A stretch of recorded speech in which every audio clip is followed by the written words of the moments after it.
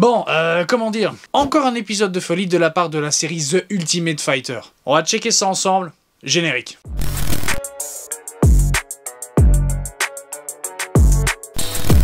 Bon, le premier épisode commence avec le KO le plus rapide de l'histoire de l'émission. Il fallait frapper vraiment dur pour envoyer mieux que ça, et en vrai, ils ont tenu leur promesse. Le deuxième combat doit opposer dans la catégorie Bantamweight Trevor Wells de la team McGregor à Timur Valiev de la team Chandler. Timur Valiev, un gars que j'avais vraiment hâte de voir combattre, il a une espèce de folie dans le regard et j'avais envie de voir si on retrouvait cette même folie dans l'octogone. Bref, les types sont super chauds et vient le jour du fight. Donc la pesée et les petites saletés pré-combat sont passées. Mais le jour du combat, le docteur vient annoncer une terrible nouvelle à Chandler. Trevor Wells is unable to fight. For medical reasons, he can't fight. L'adversaire de Timur ne pourra pas combattre pour raison médicale. En effet, Trevor Wells a chopé une herpès labiale à côté de la bouche et forcément, c'est pas une bonne idée de combattre quelqu'un. Évidemment, cet événement laisse les deux combattants dans un état de dégoût extrême. Trevor Wells can't fight today. Can't fight? Can't fight today. Le combat est donc repoussé à la semaine prochaine. Après bon, on n'est pas sûr, ça dépendra de l'état de Trevor Wells. Le gros problème, c'est qu'évidemment, ils vont devoir refaire un cutting. Le cutting, c'est une perte de poids très intensive avant un combat, afin de pouvoir faire le poids et combattre dans la bonne catégorie. Et là, on est en train de me dire que les deux combattants vont en taper 2 en 2 semaines. Ça va être très très dur pour le corps. De toute façon, pas le choix. I have to make weight again? I believe so. Wow. Yeah, I know. Évidemment, hein, le président, donc Dana White, doit donner un verdict. Et ce verdict est donc un catchweight. Eh oui, pourtant Dana White déteste les catchweights. Mais là, il n'y a pas le choix. Il peut pas imposer un deuxième cutting pour les deux combattants. C'est pas du tout juste pour la team Chandler avec Timur. Hein. C'est pas de sa faute. Après, c'est pas de la faute de Trevor non plus, parce que ce qui est dit dans l'épisode, c'est que ça arrive quand le corps est très stressé, etc. Et vu la situation, je comprends. Ce combat est donc reporté à plus tard. Bref, il faut avancer et on va donc assister au combat qui opposera la team Chandler avec Cody Gibson contre le prospect de la team McGregor, Mando Gutiérrez. Mando, un gros talent selon Dana White. Palmarès de 8-2 en tant que pro et 7-0 en tant qu'amateur. Il combat depuis peu, mais c'est un acharné du gym, il y est tous les jours. En 2022, il avait impressionné lors des Contender Series. Après, il avait malheureusement perdu le combat, mais c'était un pur spectacle. Et du coup, Dana White a vraiment ressenti un réel potentiel dans ce sport pour Mando. C'est un lutteur phénoménal, donc voilà, on sait déjà où il va amener le combat. Dans l'idée au sol. Hein. Niveau coaching, on voit McGregor lui montrer la même chose qu'il a montré à Nate Jennerman. Et c'est un peu bizarre dans le sens où,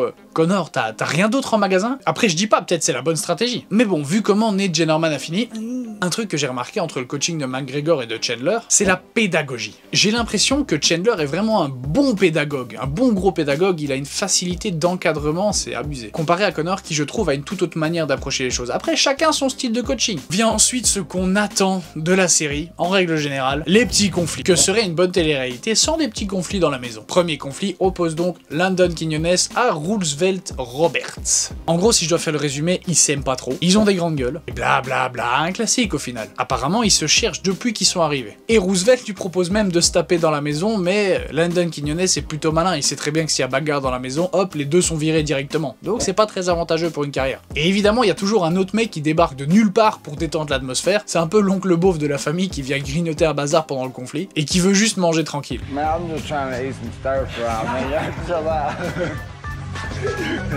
Du côté de Cody Gibson, il a un encadrement de malade, avec Mike Chandler lui-même, avec Ryan Bader qui est présent aussi dans l'équipe de Chandler. Je pense que lui, donc Mike Chandler, en dehors de sa carrière de combattant professionnel, c'est un coach. Je sais pas du tout, je me suis pas renseigné à ce sujet-là, mais il y a vraiment une aura qui se dégage de ça, une belle aura de coach. Le record pro de Cody est de 19-8, et son premier combat à l'UFC remonte à 2014. Il avait accepté un combat 10 jours avant, et il est tombé face à celui que tout le monde connaît actuellement, le champion actuel de la catégorie Bantamweight, c'est Aljamain Sterling. Et il a perdu par décision. Bref, il a été cut après quelques combats à l'UFC et voilà, il est de retour pour en découdre. Et c'est donc avec un bel encadrement qu'il se prépare pour son fight contre Mando. Vient ensuite un petit moment à la cool dans la maison avant le combat. Petit salon de coiffure car Mando est barbier et coiffeur de base. Donc McGregor décide de venir se faire refaire une petite beauté pendant que l'oncle Robert se tape des bières en arrière-plan. Tout le monde s'amuse, c'est un super bon moment, c'est rigolo, hahaha, mais nous ce qu'on veut, c'est le combat. Tout le monde dans la maison a remarqué que le point fort de Cody c'était ses genoux, il les monte extrêmement vite. Mando, c'est un gars qui tape très court mais très précis. Oui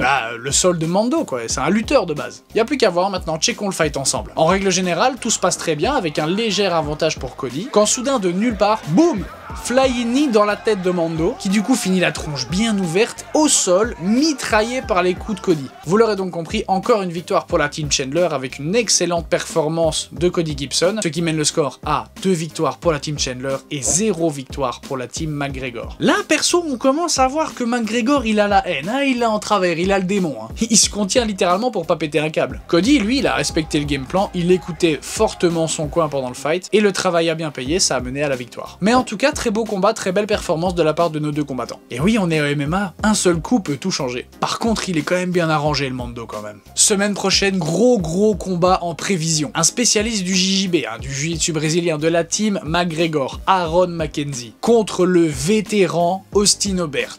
Tout ça dans la catégorie lightweight. À mon avis, ce combat va être costaud. Bref, comme d'habitude, ce fut un plaisir de te présenter ça. Si ça t'a plu, tu sais quoi faire. Abonne-toi, like, partage. Nous, on se retrouve dans une prochaine vidéo.